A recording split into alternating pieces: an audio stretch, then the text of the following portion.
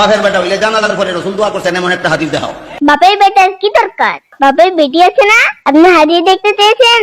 এই যে হাদিসের কিতাবটা দেখতে পাচ্ছেন, এই কিতাবটা লিখেছেন ইমাম বুখারীর উস্তাদ ইবনে জায়েদ। এই কিতাবের নাম হলো মুসনাদু ইবনে জায়েদ। এই কিতাবের মধ্যে একটা হাদিস এসেছে 108 পৃষ্ঠায় 26 নম্বর হাদিসে আল্লাহর নবী একটা জানাজার মধ্যে গেলেন। এরপরে তিনি কি করলেন আমি আপনাদেরকে পড়ে শোনাচ্ছি। সুম্মা কামা বা'দা যালিকা ফাদারামা বাইনা তাকবীরাতাইন ইয়াদউ। জানাজার পরে তিনি দুই তাকবীরের মাঝখানে বিরতির সমান দোয়া করলেন। এরপর সাহাবী আবার বলেন কানা ইয়াসনাউ আলাল জানাইজে হাকাযা।